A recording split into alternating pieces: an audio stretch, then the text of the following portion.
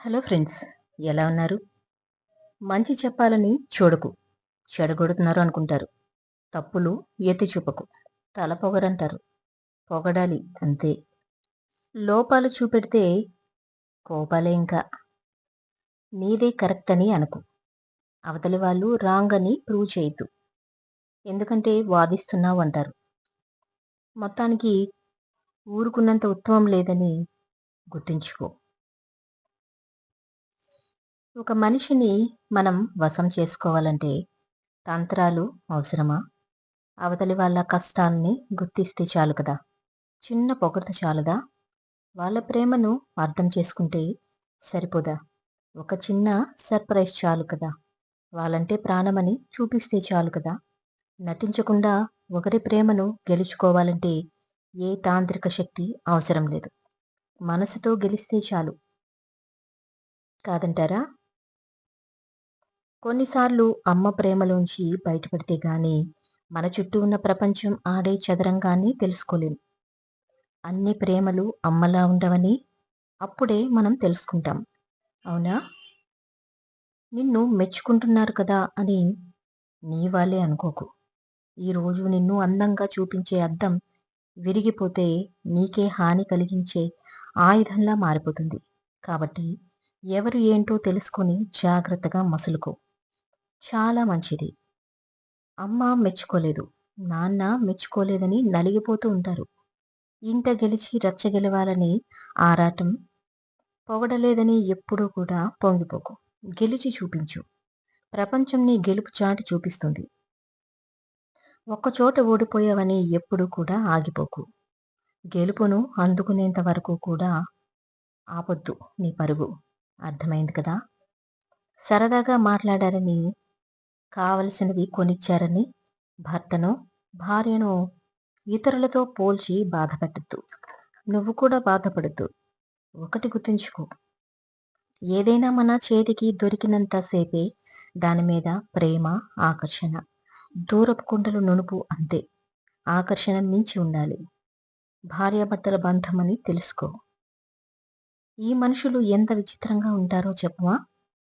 మనవాడు గొప్పవాడైతే బావుణ్ణు అనుకుంటారు. కానీ గొప్పవాడైతే ఓర్చుకోలేరు. మనతోనే ఉంటారు. మన గురించి చాటుకు వేసే మొదట వ్యక్తులు కూడా వాళ్ళే అవుతారు. 99 మంది పనులు చేసినా పట్టించుకోరు. అదే ఒక్క తప్పు చేస్తే దాన్నే పట్టుకొని వేలాడతారు. డబ్బు దేముంది అంటారు. డబ్బు కోసం సొంత వాళ్ళనే పరాయి చేస్తారు. మనుషులంతా ఒకటే అంటారు. కానీ మానవత్వమే కరువైపోతుంది. కాదంటారా? నువ్వు జీవితంలో ఎదగాలంటే నిన్ను పట్టించుకోని వాళ్ళని, చూసే వాళ్ళని దూరంగా ఉంచు.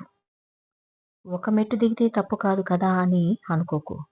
నిన్ను ఇంకా ఇంకా దిగజారుస్తారే గాని అందలమెక్కించరు. వాళ్ళు అందుకోలేని స్థాయిలో నిలబడగలగాలి. అర్థమైంది కదా. నువ్వు చచ్చిపోవడానికి చాలా ధైర్యం కావాలి అంటారు. కానీ అంత ధైర్యాన్ని బ్రతికించడానికి ఉపయోగిస్తే ఓ అద్భుతం సాధించకున్నా ఖచ్చితంగా నీకు నువ్వే ఓ అద్భుతంగా మారతావు. అవునా? గొప్పగా సంపాదిస్తే నోట్ల కట్టలతో కాలుస్తారా? లేదుగా. సంపాదన ఎక్కువైతే ఆస్తులు పెరుగుతాయి అంతే. అదే నీకున్న డబ్బుతో కొద్దిపాటి సహాయం చెయ్యు. నువ్వు సంపాదించిన పుణ్యం నిన్నే కాదు, నీ కుటుంబాన్ని రక్షిస్తుంది. అలాగని ఇంట్లో వాళ్ళకి లేకుండా ఉన్నదంతా ఊడ్చిపెట్టమనట్లేదు.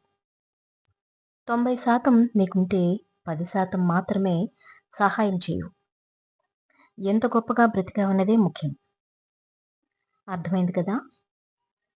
ఒక్క విషయాన్ని గుర్తుంచుకో, అత్తింట్లో పుట్టింటిని పొగడకు. పుట్టింట్లో అత్తింటిని ఎక్కువ చేసి దూషించకు. 2 ఇళ్ళకి వారధి నువ్వు. పుట్టినిల్లు నీ పునాది అయితే మెట్టినిల్లు నువ్వు ఆ పునాది పైన నిర్మించుకునే ఇల్లు. ఏ ఒక్క దానిని నిందించినా కూర్చున్నా కొమ్మని నరికేసినట్లే. అర్థమైంది కదా. ఒక్క విషయాన్ని చెప్పనా, కలిసి రాని సీతారాములు కథ గొప్పదా, కలవలేని రాధాకృష్ణుని ప్రేమ గొప్పదా అంటే అనుమానంతో ఎంతటి గొప్ప బంధమైనా కుప్పకూలిపోవాల్సిందే అని సీతారాములు చెప్తే, రాతలో లేనిది దైవమైనా పొందలేదని రాధాకృష్ణులు రుజువు చేశారు.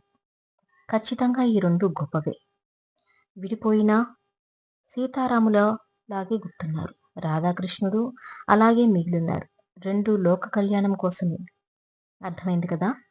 ఏదైనా ఒక తప్పు చేసి అది నీ భర్త అర్థం చేసుకొని చేరదీస్తే దాని అర్థం బానిసలాగే బ్రతకాలనా?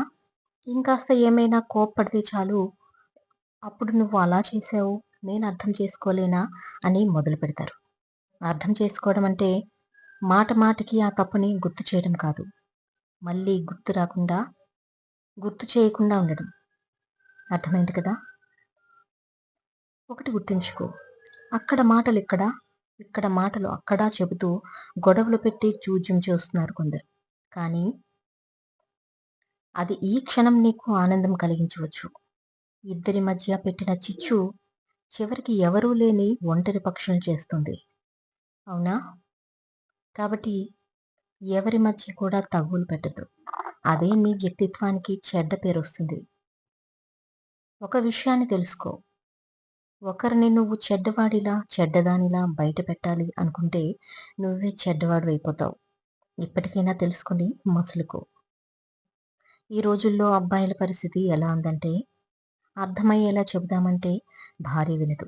అర్థం చేసుకుంటుందిలే అనుకుంటే మారిపోయావని అమ్మ అంటుంది. ఎటు తూగినా జీవితం బ్యాలెన్స్ ఉండదు. 2 వైపులా ఇద్దరికీ సర్ది చెప్పలేక అతను ఎంత బాధపడతాడో తెలుసా? అల్లుడు ఎంత మూర్ఖుడైనా మహారాజులానే చూస్తారు. కోడలు ఎంత తెలివైన దానిలా అయినా మూర్ఖురాల్లాగానే చిత్రీకరిస్తారు. తనకు ఇది తెలియదు, అది తెలియదు అని జనాలకు నచ్చినట్లు ఎలా మారాలి అని ఆలోచించకు. ముందు నిన్నుగా స్వీకరించుకోవడం నేర్చుకో. సగం జీవితం గెలిచినట్టే. కర్మ అంటే ఇదేనేమో. ఆస్తి లేదని ప్రేమించిన వాణ్ణి వద్దంటారు. ఈ ఒక్క విషయాన్ని తెలుసుకో. ఆధారపడటం అలవాటు చేసుకుంటే ఆలోచించే శక్తి కోల్పోతావు. నువ్వు గెలవాలంటే ప్రపంచాన్ని గెలవాల్సిన అవసరం లేదు. నీ బలహీనతను గెలిస్తే చాలు. ఆ ప్రపంచమే నిన్ను గుర్తిస్తుంది. అర్థమైంది కదా! చాలా మందికి ఓ ఆరాటం ఉంటుంది. వాళ్ళు నా గురించి ఏమనుకుంటున్నారో అని. తెలుసుకుని ఏం చేస్తావో చెప్పు? ఎంత తపస్సు చేసినా నీపై ఉన్న అభిప్రాయాన్ని మార్చలేం కదా! 365 రోజులు నీ గురించే మాట్లాడటానికి నువ్వు సెలబ్రిటీవి కాదు కదా!